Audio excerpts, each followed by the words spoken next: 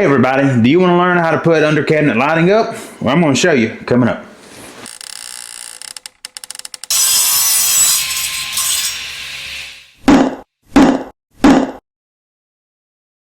So the first thing you're going to want to do is measure how much you need.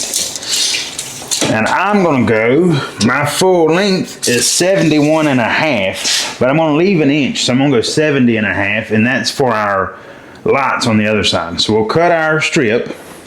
Now, once you take and cut your strip to the length you need, you want to go ahead and file the edge down just so it don't catch your light as you're installing it. And just for kicks and giggles, we're going to dry fit him and make sure he works for what we're going to want him to do.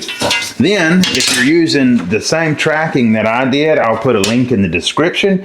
It comes with these small brackets, and all you do, there's a screw hole, you screw him to the wall, and then your track snaps into him. So I'm going to screw them in about every 16 inches or so.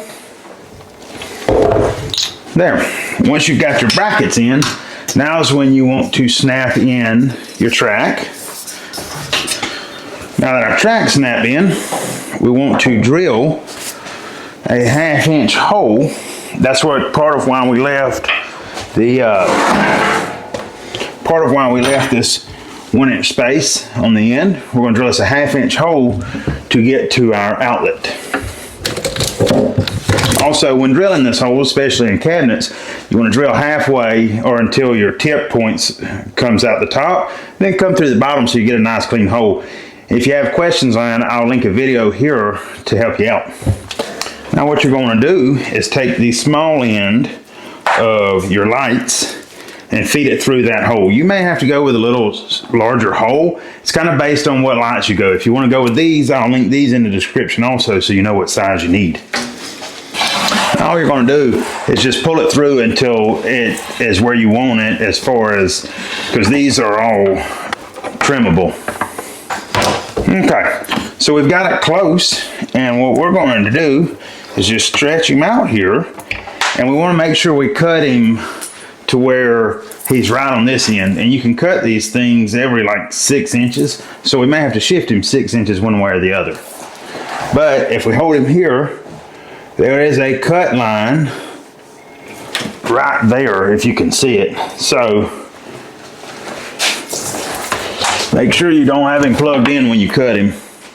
Now that we've got him cut, we have some adhesive on the back, and you just peel off this layer and stick it into your track. There's a flat spot in the track, so from here all we do is just peel off the backing and stick him to it.